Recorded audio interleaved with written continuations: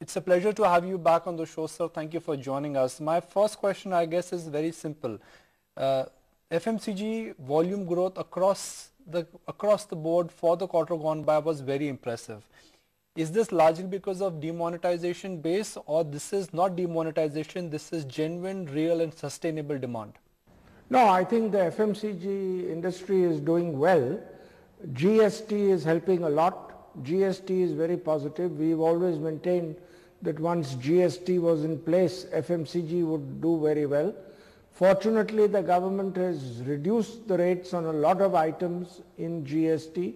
That itself will help a lot, and I expect FMCG will continue to do very well in the quarters to come. I think the volume growth ultimately will stabilize for the FMCG sector per se for 2 or 3 large categories in the HPC segment and in the food category. I just want a sense of indication from you.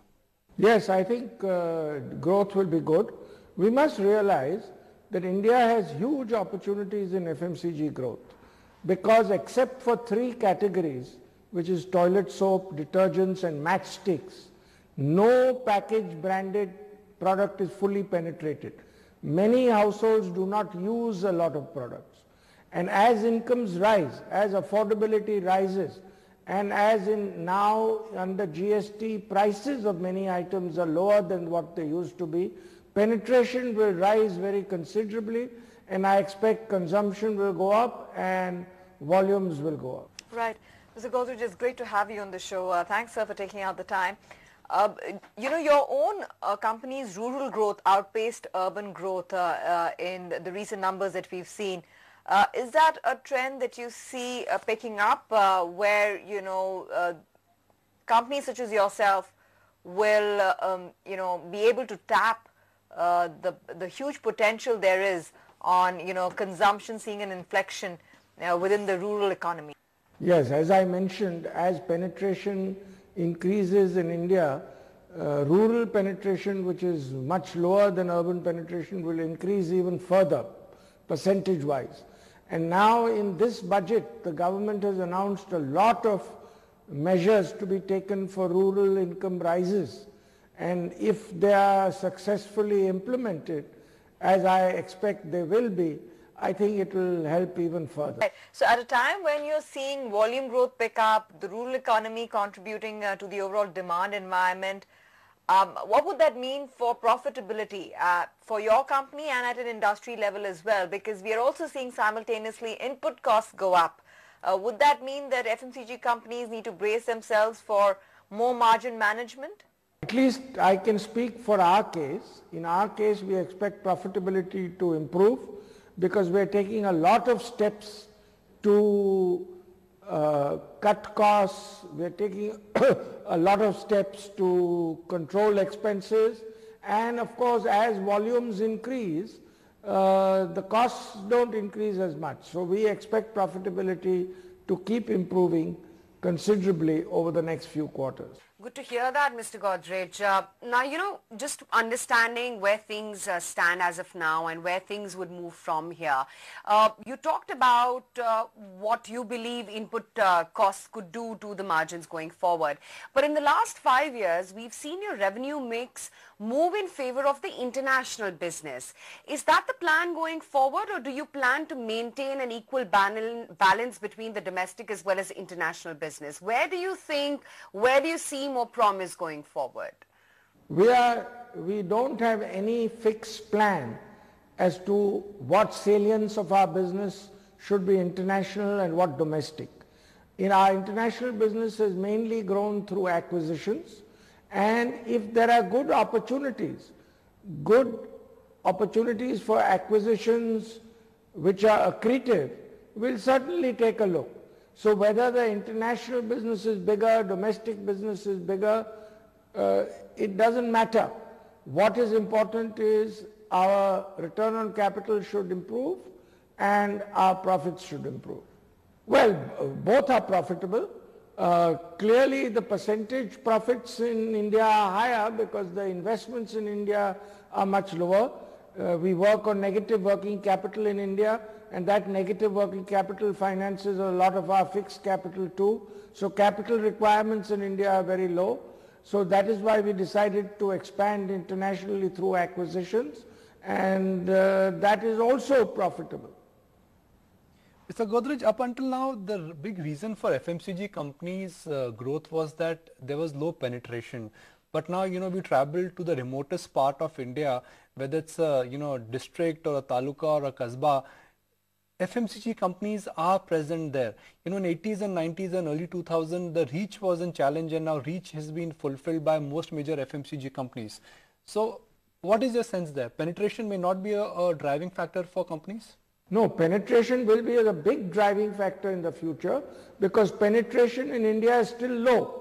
Penetration is better than it was 10 years ago, you are right, but it's still very low. As I mentioned earlier, there are only 3 categories which are fully penetrated. So the opportunities of growth through penetration increase are huge, and as incomes rise and as prices come down, especially with the GST regime, I think penetration will improve dramatically and growth will be very good.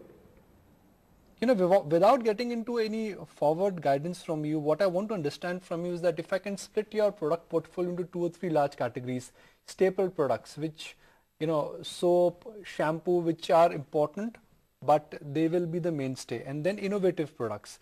Where do you see growth for Godrej is coming from? From their good old staple products or innovative products now? We are not in shampoos.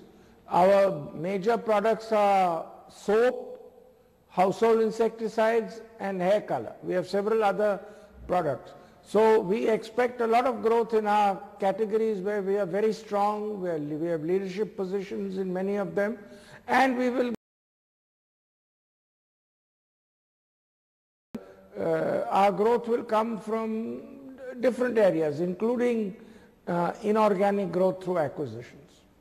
Large player Patanjali is now claiming that they have a significant market share, double digit in some key categories, and they're claiming that they could have a turnover which could be more than HUL. But despite this Patanjali factor, most of the listed companies have reported decent numbers. So I'm just trying to understand the equation here. Has the market suddenly expanded, or we should not believe what other people are claiming in terms of turnover and the market share? It's difficult to tell. Patanjali has done well, but they compete with us only in toilet soaps, and ever since they came into the market, our market share in toilet soaps has increased. The other aspect of GST, Mr. Godrej, is that unorganized players will lose out to organized players. So which are some of your categories where you think that the local FMCG players or the local soap makers or the local category makers will lose out, and organized players like you would gain? Where do you think this big shift is going to happen, in which particular category of yours? I think that will probably help in all categories, but I think more so in categories like hair color.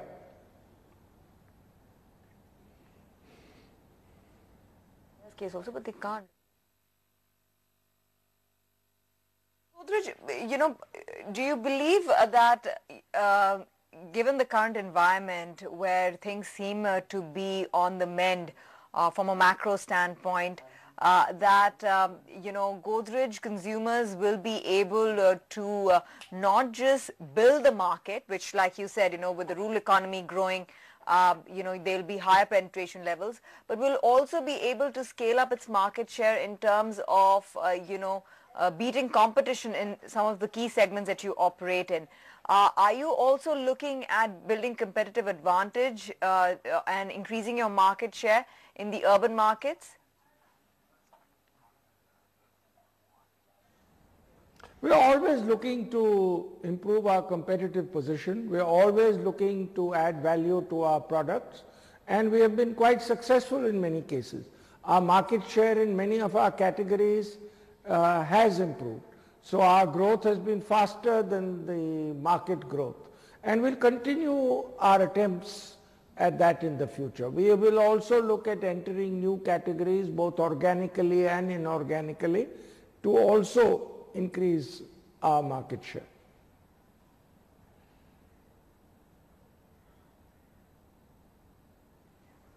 Right. And then just one final question, because you pretty much handed me the cue to that one in terms of looking at growth inorganically. Is that going to be in a particular segment? Are you looking at a basket of products to be acquired? Which way would your inorganic growth strategy move? And also, Mr. Godrej, how would you look at the whole Ayurveda play come in within your expansion plan? Is that also an area of growth that you're watching out for closely?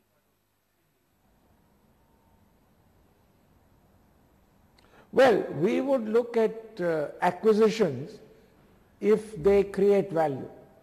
And we are looking for acquisitions in the developing world. We are not looking for acquisitions in the developed world. Unless they fit in with our developing world activities. So for example, a couple of years ago we acquired an American company which is a leader in the US in hair care products for women of African origin, which tied in very well with our African business. So we will look at areas which fit in with our portfolio and areas which can be accretive to our financial position. But inorganic growth is something we will clearly look at, as we have done over the last 10 years.